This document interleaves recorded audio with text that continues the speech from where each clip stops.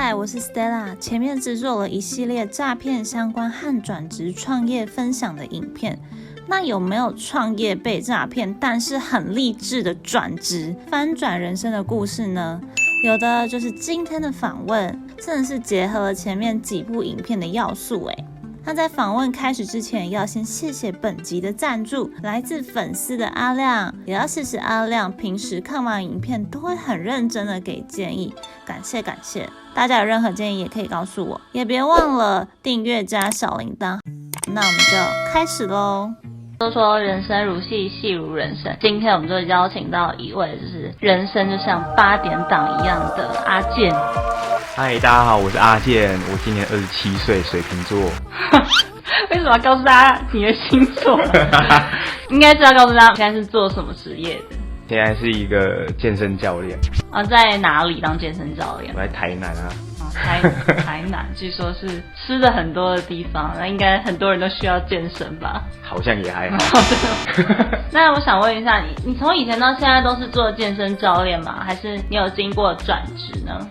我一开始我是做类似 Seven， 不是类似 Seven， 根本就是 Seven 嘛。就从以前我做过夜市端牛排的啊，然后后来又去当了 Seven 的店员啊。对，然后又跑去南科当作业员。南科现在很火就是房价一直涨，是台积电的关系吗？你是在台积电工作吗？不是。那你为什么会想要转职啊？因为以前在南科工作应该还不错吧？在南科工作其实就是他的每天做的事情都是一样，你会觉得蛮无聊的。对，然后我就想要这样做下去不行，我好像会挂掉。对，因为我水瓶座嘛，我不能局限在那边。对，想要变来变去。对，然后后来我就跑去报了某蔬菜俱乐部的健身房，对，然后去那边运动这样，然后也因为这样子，然后认识了一位健身教练，他是一个前职棒选手，对，所以他就是你的教练，引路人。对，他是算是我的人生转折点的一位教练。他觉得我也是好的，就觉得不是很好。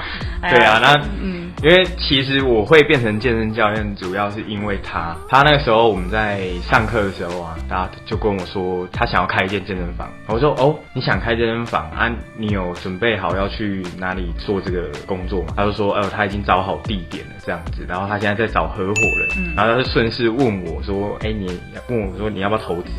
对，然后他就说找到好像两个人，有2个人，有一个是营养师，对，然后有一个也是很喜欢健身的一个前辈，对，然后我说哇，你已经找到人了耶，然后我就顺道问说，那我也顺便入股好了，对，然后他就说好啊，非常好这样子，然后因此我的悲惨路程就开始了，对，所以你可是刚刚是问健身教练嘛，所以你进去是当就是那种一般的合伙人，还是合伙人加健身教练？我一开始是合伙人而已，然后他们就希望说，我也可以下去教课这样，对，然后希望我说我可以边念书，然后边练习，然后也刚好我大学是健身相关科系的，对，所以就是稍微略懂都可以涉略到这样。原来有健身相关的科系有啊，运动保健都算啊，那些都是啊，对啊，运动休憩也算，对，也算。原来如此。对。那所以可是你们没有一个完整的训练，你就是看书学。对啊，那时候根本就不知道，然后又有问题，就是问那个某前职棒选手，他叫。对，这个声音那个名字应该要码掉了吧？对，也可以啦，也可以给大家知道，没关系。那可是这样子姿势动作这样都不正确，会不会怎么样啊？就是学生有没有受伤之类的，这样怎么办？我那时候并不知道什么样的姿势是正确的，或是连我的肌肉要怎么用力我都不知道。对，因为我是从零开始的嘛。虽然我是相关科系，但是你念的是书，可是你在训练的时候是身体。所以是不一样的东西，对。他都没有一个完整的训练，然后你们就这样开业嘞，那这样子不会有什么问题？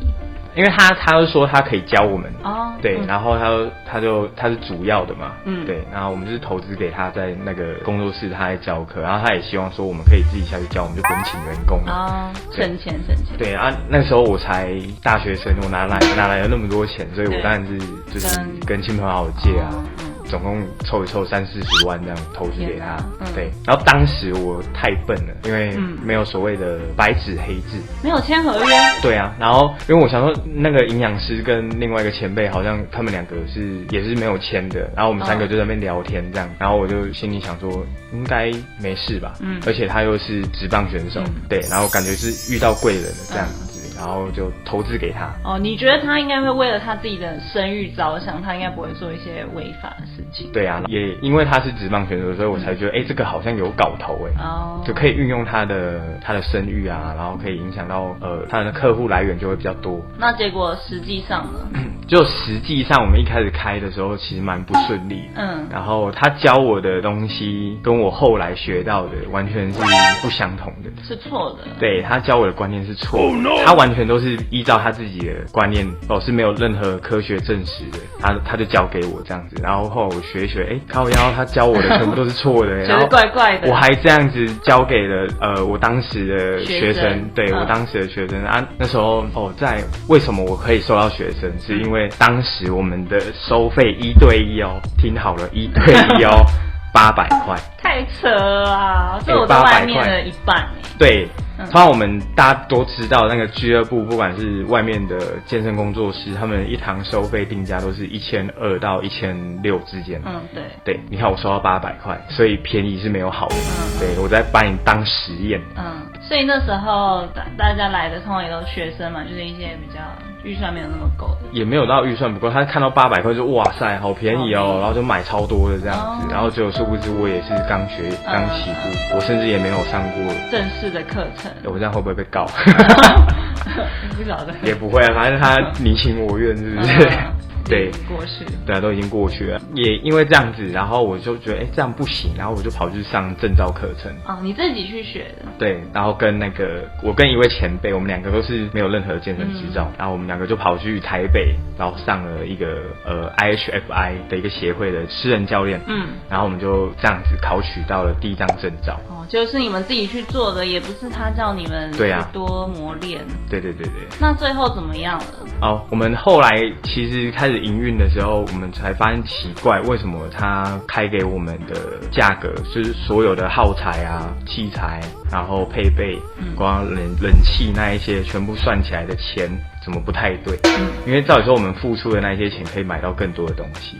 那我们就是去查证，就查一查，就发现说，他光那个现在不是很流行那个 TRS 吗？对，他那个 TRS 的脚架，我们去查的时候，他是报2倍给我们，就假如说市价的2倍。对，假如说他那个脚架一个要3万多块，他报6万给我们。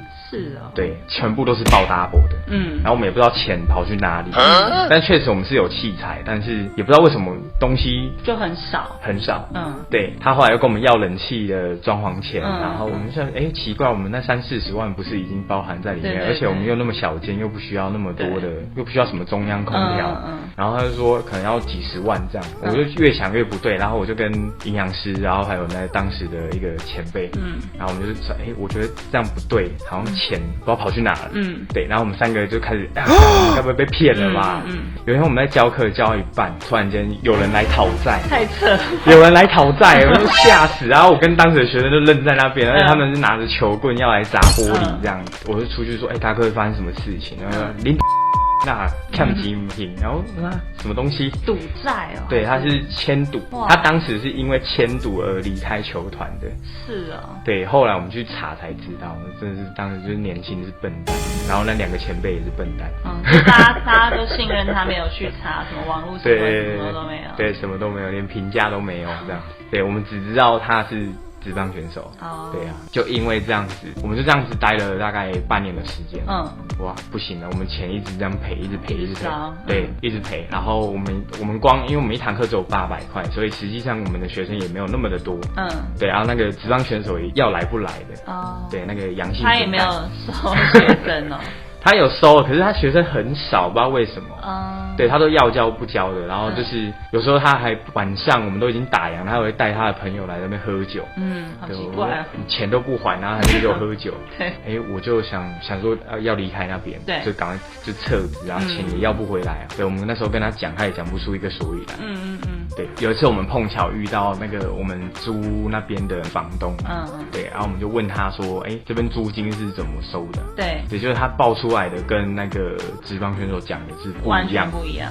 对，职棒选手报的是3万，对，可是房东说只要17000，哇，对，差很多，每个月，对啊，差很多，对，然后他也跟我说那边的装潢是房东自己出的，所以就不是你们出的啊？对，根本完全不是，然后全部的钱都不知道去哪里啊，然后他去赌博了，那时候光还亲朋好友的钱就已经快来不及补那边的缺，我说啊，真不行，我要出去工作。对，然后也因为这样，我刚好考到一张私人教练证嘛，对，然后我就去应征了一间比较稳定的俱乐部，也在那边顺利的录取这样，然后认识了很多健身产业的前辈，他们也很乐意教我啦，然后我就在那边就是开始赚钱还债啊，当时的生活其实是蛮累的，因为要还钱。对啊，所以我从早上8点排课到晚上9点，很长对啊，很可怕，每天对，每天基本上我月休又只有4天，就是那时候就拼了命想要赶快还债这样，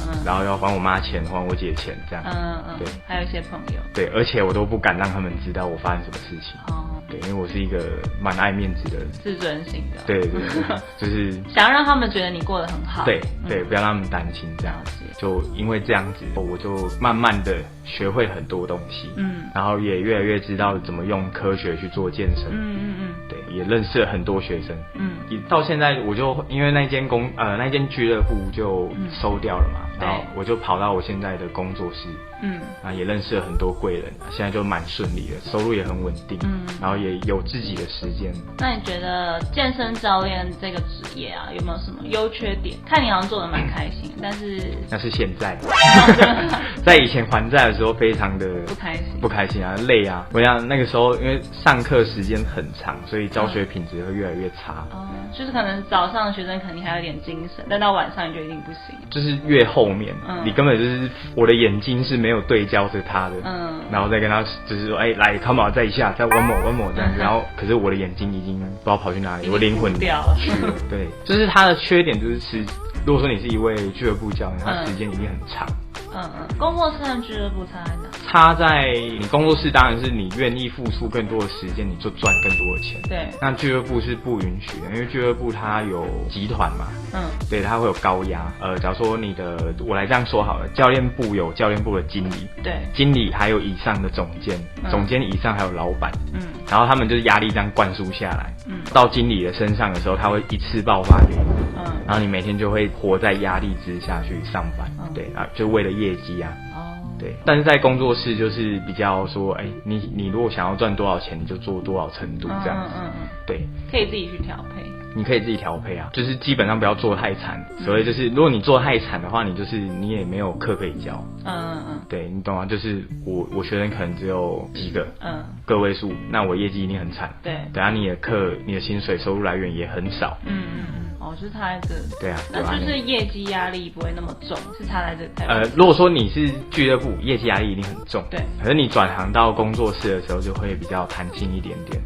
对，当然要看你那间工作室的老板啊。对，那我这间的工作室老板都人蛮好的。对，他把我当他们的小孩在看待这样子，然后我说什么他们都愿意听。是。对，然后甚至就是我到现在也有在比健美的比赛。真的。对啊，然后他就是很支持我去比赛，然后他甚至还到现场来帮我加油。真的。对，很酷哎。是啊。那他们会那像会不会说像员工训练的部分，工作室和俱乐部会有什么差别吗？俱乐部有时候会请讲师，可是几乎大致上都是靠教练自己出去进修啦。其实没什么太大的差别。对啊，然后教练课，你们知道为什么教练课一堂会那么贵吗？为什么？因为我们进修一次非常贵。是啊。对，有时候进修随便一个小的可能都要2万多块。对，我说有证照的。对，然后贵的有到快10万的。所以你们的教练课就是因为会这样子，就是这么贵。就是因为为这些我们去培训，对，我们去培训的钱就很多，对，时间和就是这些金钱，对，然后我们又要花很多的时间在学生的身体上面做建立这样子，然后优点就是钱多，钱蛮多的。可以偷偷问一下你们是怎么抽成的吗？我们怎么抽成的？还是都不一样？可以举个例子。每一间都不一样，像我早期我在入行的那间俱乐部，它是你业绩有达标，就是12万哦，业绩只有到12万，然后就可以抽5.5%。哦，那如果没有到12万就没有？没有到12万，就是你可能就是领30%，就3成而已。哦，3成。哦，假如说你一堂课是1200，然后3成是多少？360。对，你没有到业绩就是领360一堂课，没有底薪。都没有底薪。对，也就是说你上100堂，你的薪水就只有36000。对，可是你有达标，你一堂课就是会有到650。650，那你这样乘以100堂，你就6万5。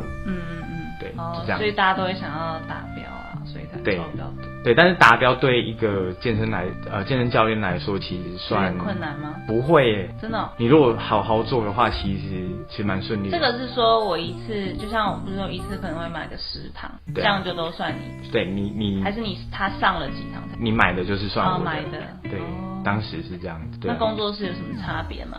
工作室也是啊，就是你买课也是算我的业绩这样子。那也是像这样，刚刚什么12万抽更多这样。现在不是，他现在是也是要达标啦，达标你的课费门槛就会比较高。对，我们现在如果达标的话，一堂课快600块。对，可是我们有底薪哦。我们底薪是2万5。这样还不错啊。对，那你底薪2万5再叠上去的话，哇，你上100堂课你就6万块。对。好，以这样6万块来说，然后你又加上底薪2万5，还有业绩奖金。上去可能就哇10万。对，差不多。那所以就是你觉得做个2-3年10万块没有问题吗？认真做，好好做的话。对啊，如果你肯付出时间，跟你的肝，你就可以赚很多钱。会上得很晚吗？就是我们会上到打烊啊。对啊，在以前俱乐部的时候是上到打烊，然后现在就是我上到什么时间，然后我就休息。对，你可以自己安排好。自己安排。对，你想俱乐部比较不能安排。俱乐部对啊，因为高压嘛。对，你可能一个时间然后休息啊，那个总监可能已经在远处瞪你了。对啊，你怎么不去做事情？这样。对。那你们有年终吗？我们没有年终。他们有3节。没有3节，对，但是我们真的蛮开心的啦，就是因为是做自己喜欢的事情，又薪水蛮好的。对啊，因为健身后来也慢慢的成为我的兴趣，那你当然就会喜欢上它，因为环境又是大家都非常的好。对，就是没有像我跟你讲，俱乐部会互捅，会抢业绩。对，会抢业绩，就是说那个学生明明是我的，为什么是业绩在你身上？就会去讲谁的不是啊，然后下次跟总监报告。对，然后总监又是比较听他的，然后你就完蛋了，然后动不动就被有几个前辈是好的，对，有几个前辈是坏的，对，要试图避开，也没办法避，避不开。对，就是你把自己的事情做好，反而就是有人会看，因为当时我们的经理其实他是一个很冷静的一个主管，然后他会看有没有这种事发生，对，有没有这种事发生，然后他就觉得说，为什么他讲的跟我做的不一样？他才发现，原来他会冲我，所以那时候我们的经理会保护我，这样，是个明理人，对，是一个很明理的主管，对，我在那边当了3年的教练，3年之后我就休息了大概1个多月，再换到这一间，对，就换到这间工作室，就这样又做了快4年。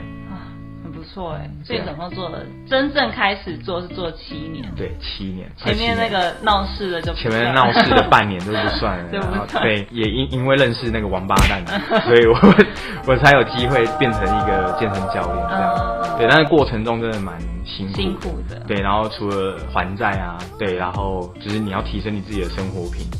可是当时也没有所谓的生活品质可以，因为你都在上课，还钱，上课还钱，上课还钱，然后那个时候自己的训练时间也偏少，都是可能你下班后再打烊，然后你留下来运动，自己关门，顶多是这样。对，你自己关门，不像现在，就是我到了这间工作室以后，就是比较多的时间，你可能跟你的主管说，我要运动，他们说好，你去，他们都会很乐意，就是放手让你可以提升自己啊。对，都不会觉得你是在偷懒或者什么。对，因为教练其实他要怎么样才是一个好的教练，就是他要吃又要会练，又要会教，这3个。通常很多人在找健身教练这个，假如说你上俱乐部啊，你要找一个健身教练，你会怎么看？看他每周贴一堆照片啊，他只能看外表选。你说在墙壁上选吗？对啊，你真的会选吗？会，不太会。而且他旁边有一些有证照啦。对，有些证照，有些教练其实很多的证照，但是他考完就没有再钻研了。对，所以他会他也许有一些知识，但是可能没有不一定会。对，不一定会。有时候他可能也会忘记啊。像我很坦白讲，我有去上过一张证照，我就不说什么证照，慢点就完全忘得一干二净。就是完全真的忘记了哦，就只记得那几个。那要怎么选？那个其实要怎么选是不是？怎么选就是你要先去场边观察你喜欢的那个教练。通常这种都要在俱乐部才观察得到，你就看他教学的方式啊，然后跟学生讲解有没有道理，不要一直聊天。对，有些教练会一直跟他聊天，聊到去床上。对，蛮多的在俱乐部很多当然也有些，我跟你讲，这很坦白，就是有些学生来找教练是在聊天的。他反而不希望你给他太多动作。对，他生活比较无聊，想要有个对，就是他好像没朋友这样，然后就是什么事情都来跟你讲。对，也有这种人，蛮多的。我还曾经遇过，就是假如说我们4点上课，然后他4点45分才到。那他想来干嘛？然后我也不知道，他可能找不到地方花钱，然后就可能就跟你买课，然后结果他热身完，然后伸展完，要进入主训练的时候，下课，对，就回家了。那他不会说再另外约时间啊这些的？约时间，因为他迟到太迟，他还是会愿意来啊。对，因为假如说你的课排的比较满的话，对，就没有办法再挪时间给。对啊，然后他还是愿意来，很特别。可是他好几次这样子，他可能买，他觉得没差。对啊，他买36堂，然后36堂都这样，他根本就没差。对，我也不知道为什么，特别。好啊，今天谢谢你的分享，有没有什么需要补充的？什么需要补充的？对啊，想要跟大家讲，想要跟转职的人分享一下。信心喊话，人一定要被骗才会成长。好中肯。那如果下面有留言回应，再麻烦你帮忙回了。好啊。对，有任何问题，欢迎大家在下方留言，我们的阿健一定会回答你的。希望大家都转职顺利，新年快乐，下次见，拜拜。拜拜。